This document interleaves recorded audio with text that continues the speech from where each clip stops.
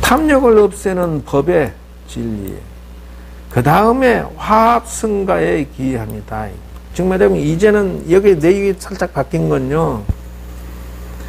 팀원이라는 것이에요. 즉 다시 말하자면은 이게 불교 동호회. 다시 말하자면은 자기 영혼을 수양하는데 눈을 뜬 자들의 모임. 이 모임에 우리가 서로 기여하고 사랑하고 힘을 합친다, 화합한다의 화합승. 그러니까 그 스님들도 여러분들도 영혼에 눈 뜬 자들 이게 화합을 한 것이 삼보다. 그래서 이제 그 자바암경에는 이렇게 나오죠. 세존이시여 지금부터 부처님과 부처님 법과 비구승에 기하여 목숨이 다할 때까지 우바세가 되겠나이다. 이렇게 해야 된다는 거예요. 자바암경 우바세경에도 똑같아요. 나는 지금부터 목숨이 마칠 때까지 부처님께 기하고 부처님 법에 기하고 비구승에 기하겠습니다. 우바세는 신자가 되겠습니다. 이런 뜻이에요. 우바색은 여자고 우바세는 남자죠. 신도가 되겠습니다. 나를 증명하여 알아주소서. 그래서 삼기를 법당에서 할 때 이렇게 읊으면서 해야지 안 하면 무효다. 그래서 여기에서 힌트를 얻은 거예요. 사실은. 자성삼보. 그러니까 옛날에는 삼보를 이타삼보만 설명한 거예요. 다 그냥 불법성 삼보 단순 설명했는데 자성삼보라는 공부를 내가 하다 보니까 남의 삼보가 아니라 나의 삼보가 중요하구나. 그래서 장차 내가 부처될 때 내 자성, 내가 삼보를 갖춰야 되겠구나. 그러려면은 지금부터 이런 거 배우는 것을 한량없이 실력을 향상시켜 놓고 드디어는 내가 부처돼서 통치할 때는 장광설이야. 무량무진 설법을 할 수가 있다라는 저 시기에 맞는가 모르겠다. 그래서 여기에서 삼보에 기여하는데 중존에서 조건이 뭐냐 하면은 세 가지가 있느니 이거다. 개, 정, 해, 그 다음에 탈지견이다. 이렇게 나가는 거예요. 네 개네. 그래서 어떻게 화합을 할 것이냐 하면은 5개를 지킴으로 해서 그 서로 간에 뭉쳐야 된다. 그죠? 자기 영혼을 닦는 자들의 모임이에요. 수행자들의 모임이에요. 그래서 틱나탄에 무슨 마을이에요? 수행자 마을 있는 것처럼 개로서, 그 다음에 정으로서 우리 모임을 유지시켜야 된다. 정이 뭐냐? 선정삼매 훈련을 끊이지 않고 연습하는 자들의 모임이 돼야 된다. 세 번째는 해라고 해서 지혜를 끊임없이 갈로 닦는 모임의 화합이 돼야 된다. 삼보를 갖춘 자는 이 조건을 갖춰야 된다는 거예요. 그래서 이런 거를 기준으로 해서 모임이 이루어져야 되는데, 모이면 막 먹고 마시자, 놀러 가자, 이런 속세의 모임이 아니다는 거예요. 네 번째는 탈지견이다는 거예요. 즉 말하자면은 속세의 부질없는 업을 짓는 욕망의 상식, 지혜 이런 거보다는 탈지견이야. 즉 말하자면은 출세관, 수행의 지견을 성취하는 것이 중요하다는 거예요. 그래서 외도에 의지하지 않고 자성삼보를 성취한다 이런다는 것이에요.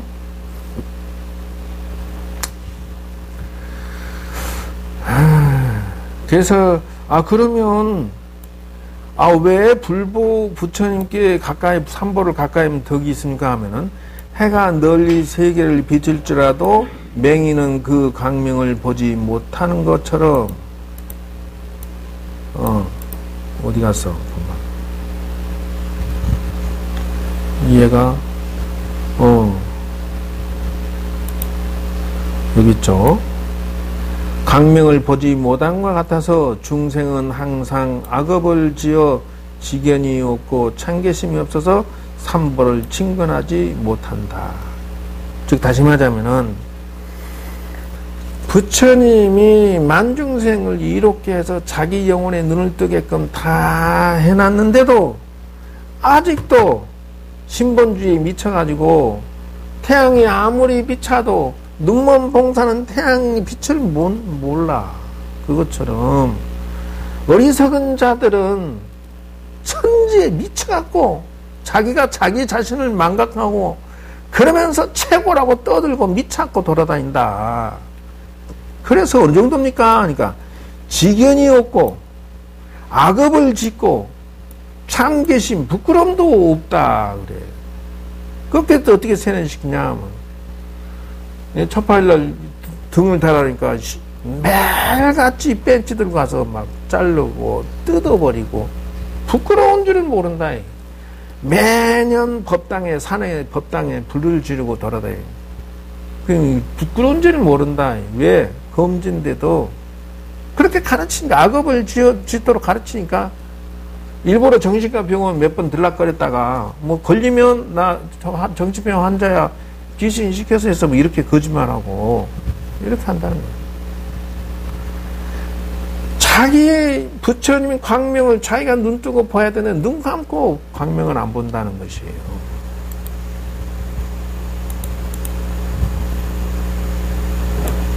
이게 밥 먹고 사는 건 말정해요. 뭐 돈도 많고 뭐 부자도 많고 근데 이상한 종교를 믿어가지고 미쳐갖고 다닌다. 자기들이 점잖하게 믿으면 되지 이렇게 착각한다는 거예요. 자기 영혼이 말살된지는 모르고.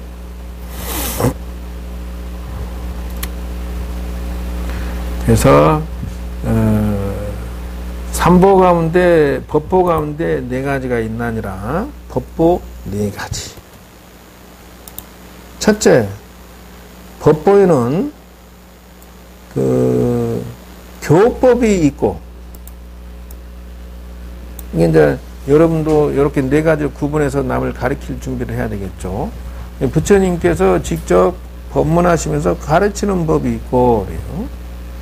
두 번째, 이법이 있고, 이법이라고 하는 것은 가르치는 정도가 아니라 심오한 이치를 가르쳐 주시는 법이 있고, 그래요. 세 번째, 행법이 있고, 세상 살아가는 행동거지, 수행거지의 방법론, 이런 것들을 쭉 법문에 가르쳐 주시고, 네 번째, 과법이 있고, 그래요. 네 번째, 과법이라고 하는 것은 수행에서 과위를 성취해 올라가는 수행 방법론이 있다, 이죠. 네, 사담, 수담, 수담, 사담, 아남, 아랑, 과, 이 과를 증득하는 과정, 초선천, 이선, 삼선, 사선 올라가는 이 과법을 설명해 놓았다. 그래서 교법에 네 가지가 들어있어야 그게 제대로 되는 것이다 하는 것이에요. 이건 심지광경에 나오죠. 그래서 대교환경에 근거에 보면 훌륭한 스승에게 공양하면 복이 100배고 법에 공양하면은 1000배고 부처님께 공양하면 10,000배다 하는데 지금 이 세상에는 부처님이 있어요 없어요? 지금은 안 계셔요. 그러니까 10,000배 얻을 기회는 아예 없어. 그러니까 여러분들이 공부를 잘 배워가지고 그 책을 쓰고 여러분들이 남들에게 그 법을 베풀어 주면은 이게 복이 1000배야. 그래서 나는 사람이 있으나 없으나 죽어라 하고 이렇게 떠드는 것은 뭐 때문에 떠들어? 내가 전생에 복을 좀 덜 지어서 복을 좀 난 1000배 정도라도 좀 어떻게 증식시켜 볼까 하고 지금 죽으라고 조건도 이유도 묻지 않고 이렇게 죽으라고 여러분들 하는 거예요. 나는 뭘 믿어? 지금 여기에 경전에 써진 근거를 믿기 때문에 그래요. 승보라고 하면은 이제 수행을 열심히 하는 스님을 100배다 이런다는 것이에요. 근데 부처님 당시에 실제로 10,000배로 커진 사건이 있었는데 왜냐면 과수원의 그 노예인 처녀가 과수원 가에 그 부처님이 이렇게 지나가시는데 자기 도시락을 시주하고 과수원에나 열매도 시주하고 물도 시주하면서 공양 올렸는데 부처님께서 시득이 만변이라 하니까 부처님이셔 설명을 잘 하십시오. 난 믿을 수가 없습니다. 너가 지금 너의 먹을 걸 나에게 시주한 공덕으로 10,000배의 복을 받을 것이니라. 거룩한 부처님께 기회한다. 10,000배 아니라 그냥 조건도 없이 합니다. 그런 너 마음이 착해서 훌륭하다. 그리고 한 달 있다가 왕이 선시 나왔다가 날이 더웠고 그러니까 쉬려고 가수로 들어온 거예요. 그거 오니까 도시락 대접하고 과일 대접하고 시원한 물 대접하면서 그 왕을 피로를 풀게 아주 지극정성을 다니고 왕이 딱 보니까 총명한 게 보이더라. 야, 이 여자 너 주인 있냐니? 아, 있습니다. 오락해라. 야, 이 주인 누구야? 자기 왕이 불러가지고 야, 이 과수원 땅 주인 데리고 와. 요즘 같으면 재벌이었또 그야만 또 오락해서 이 사람 당신 나한테 팔아. 그러니까는 아유 대왕이 원하시면 그냥 또 드리겠습니다. 그러지 마.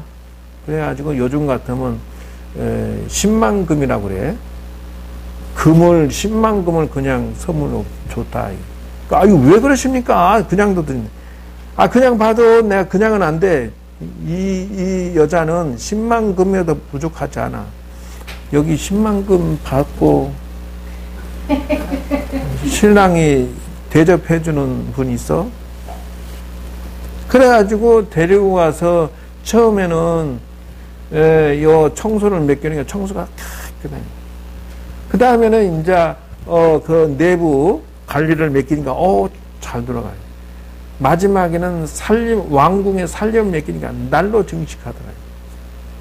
마지막에는 야, 이 여자다.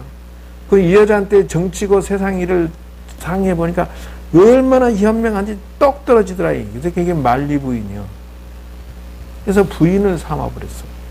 그래서 시득 부처님께 시주하고 10,000배로 큰 사건이 그거다. 그거요. 그래서 삼보라는 것은 어떠한 공덕이 있나이까? 첫째, 견고합니다.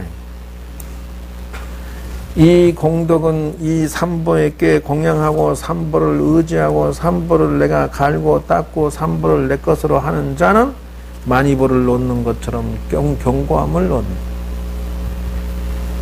이 공덕이 쌓이면 쌓일수록 이 사람은 외부 사람이 이 사람 수행을 방해할 수 없고 외부에서 누구든지 일을 해코지 해봐야 지만 손해다.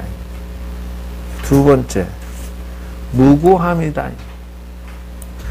이 삼보를 성취한 자는 이 공덕을 얻은 자는 세상에 뛰어난 보배가 아무리 많고 그렇더라도 이 더러움에 섞이지 아니한 것처럼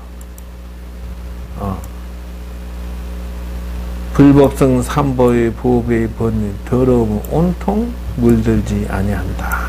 그래서 무구라고 하는 것은 이 삼보의 공덕을 성취한 자는 어떤 환경에 갖다 놔도 주체성을 잃지 않고 정법을 잃지 않고 무고 물들지 않으면서 당당하게 힘을 착착 길어 올라간다.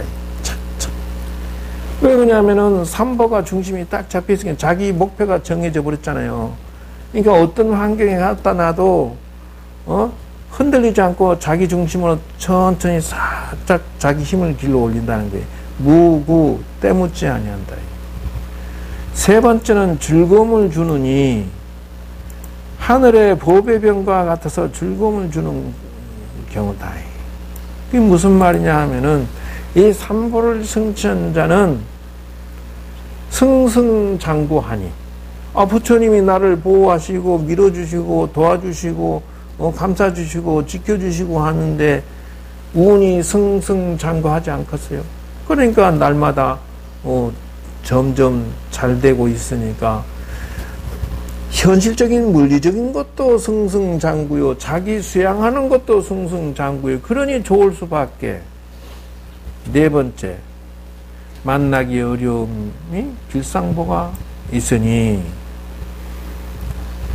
업장 있는 중생이 있더라도 이 불삼보를 하면은 길상보를 얻는 거야. 최소 좋은 걸 얻는 거야. 그래서 업장이 녹아지고 사람이 점점 재수 있게 바뀐다. 다섯 번째, 이기는 작용이니 여의보다 이거죠. 여의보라는 단어 해석해 보면요, 같을 여자 뜻자, 뜻과 같이 이루어지는 법에다 해서 여의주라는 거. 이게 그래서 용이 그 입에 물고 있는 게 여의주라고 한다는 거요. 그러니까 뭐든지 내 뜻대로 이루어지고 내가 승리하고 내가 이기게끔 되는 현상이 생긴다. 그래서 항마다 타종견들이 나한테 아무리 그래봤자 지만 손해야. 왜?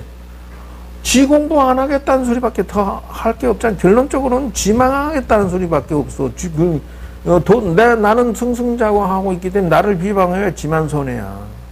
내가 이길 수밖에 없어. 나는 도를 통하면 여의주를 얻는 것처럼 나는 신통이 자유자재하고 친신 스스로 안다가 천박해지는 것은 종밖에 더 안 되는데 뭘 이길 수가 있겠어. 결론은 뻔할 뻔짜지. 그래서 번데기 뻔자가 거기서 나온 거래. 여섯 번째, 위덕이니 전현상에 가진 윤보가 갖춰진다. 윤보라고 하는 것은 박희준자 법의보자라고 하는데, 이거는 이 삼보를 성취하는 자는 지금 이거 하나하나 내용들을 여러분들이 그 내용을 알고 있어서 삼보를 성취하는 거와 지금 여기서 해석되는 내용을 모르는 상태에서 삼보를 성취하는 차원이 달라요. 그러니까 이걸 알아놓으셔야 된다. 그죠? 윤보가 뭐냐면 전룡성왕한테만 있는 거래요. 왜 그러냐면은 높이가 5,000m, 10,000m. 이 동그란 바퀴가, 수레바퀴가 그런 게 있대요. 하바 넓이가 수키로, 수십 킬로, 수백 킬로. 이 전륜성왕이 마음만 먹으면 윤보를 굴리는 주문을 외우면은 이 바퀴가, 수레바퀴가 적진을 향해서 뚝뚝 굴러가. 이거 이길 게 없어. 아무리 쌓아도 이건 무너지지가 깨지지 않는 법이기 때문에 수레바퀴가 굴러가니까 백천만 군사가 다 그냥 이것만 굴러가면 다 그냥 항복을 해버리는 거예요. 그래서 전륜성왕이라고 그래. 전륜성왕은 우주 가운데 이 양반의 싸움을 이길 자가 없다. 이런다는 거요. 그러니까 삼보의 위실력을 내가 얻으면 전륜성왕의 윤보를 얻는 것과 같다. 이런다. 별게 다 있죠. 일곱 번째, 원을 만족시키미니 만이주가 소원을 따라 소원 성취한다. 이 삼보를 성취한 자는 원은 대승의 원력을 여러분이 이제 세워야 돼요. 천수경에 보면 나오죠.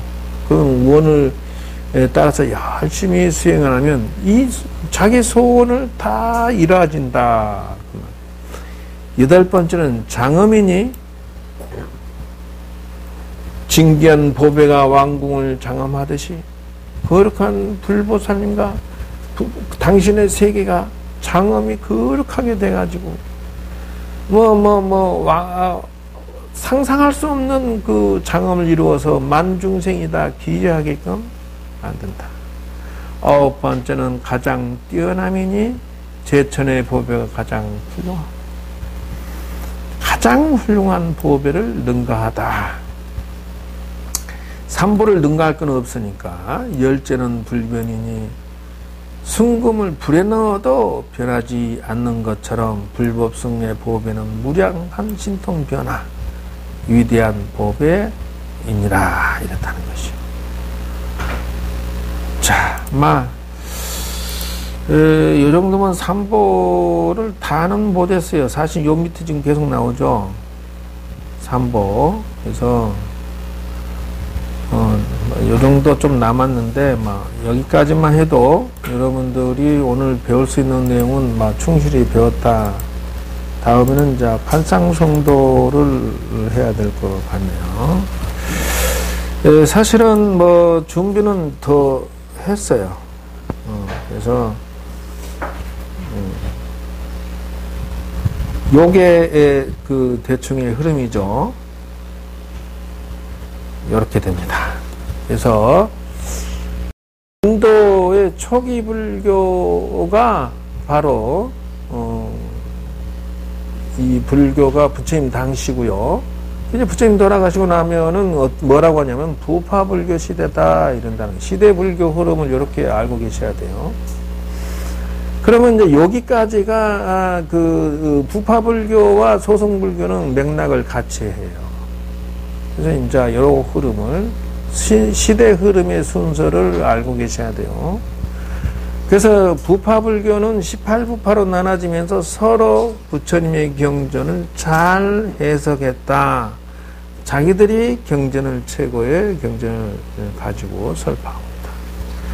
소승불교는 이제 그걸 가지고 열심히 도를 성취했다. 이런다는 거예요. 근데 민중을 돌보지 않았다. 그 민중이 떠나고 나서 힌두교가 막 일어나요. 불같이. 대승불교가 일어난 동기를 대승불교. 이게 시대 흐름이에요. 그러면 요때 당시에 그러면 그 흐름의 위에서 쫙 흘러나오는 내용이 BC 1세기 AD로 넘어가는 0세기 요 시기에 뭐가 나왔냐 하면은 요게 나왔대. 중간학파가 나왔다는 거예요. 그러니까 이제 초기 불교에서 사람이 죽고 나면은 윤회의 주체가 있느냐 없느냐 이렇게 얘기를 했어요. 그러니까 업이 사람에서 선업 악업 짓는 것이 다음 생에 돌아가면서 또 받고 죽으니만 그것이 그 뿌리가 돼서 낸다. 요거를 쾅 깨버린 것이 중간학파예요. 그게 무슨 말이냐? 본래 무야 불교는 세상에 공이다라고 주장하는 것을 부처님께서는 집착하지 말고 공이다. 이것에 중점을 둬야지. 공사상이 중간사상. 그러니까 이제 그 중간학파가 이렇게 나가니까 또다시 이것이 요 부파불교에서 요 좀 성장시킨 다음에 반론을 제기합니다. 뭐냐? 아니 그러면 공이면은 윤회 없는 거 아니야? 너 근데 왜 태어났어? 이렇게 반론을 제기합니다. 그러니까 유식학파가 뭐냐면 시기윤회를 하는 주체다. 그래서 업에서 식으로 바뀌어요. 왜냐하면 제5의식 6의식 7 말라식 8 아리아식 말이 있죠. 그게 여기에서 나옵니다. 사람이 업이 윤회하는 것은 그건 껍데기고 알맹이는 유식, 의식이 다음 생에 전전한다. 근데 이제 대승불교가 나오면서 열애장이 윤회한다. 이래. 그 본래 면목 불성 열애장이라고 하는 것은 뭐냐 하면 이 열애가 부처가 감출장자예요. 즉 다시 말하자면 여러분 몸뚱어리 이렇게 있어도 보면은 막 사람이 있지만 실상 그 안에 감춰져 있어. 부처가 영원히 위대한 불성이 감춰져 열애장이다. 대승불교 다음에 나온 게 뭐냐 하면 밀교다.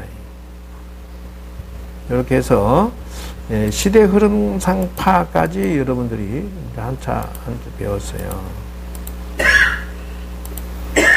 그래서 이제 요 이후에 그 불교 흐름은 근본불교, 원시불교 이렇게 나눠서 초기 불교를 둘로 나눠서 저렇게 설명을 다음 주에 또 이 심도 있게 들어가도록 하겠습니다. 이 파워포인트가 이런 식으로 보여주는 게 별로 재미없어요? 심도 있게 공부한 거니까 참고가 됩니다. 역사적으로는 이렇게 나왔어요. 기원전 566, 386. 차렷, 열중시업, 차렷. 자, 이상 마치겠습니다.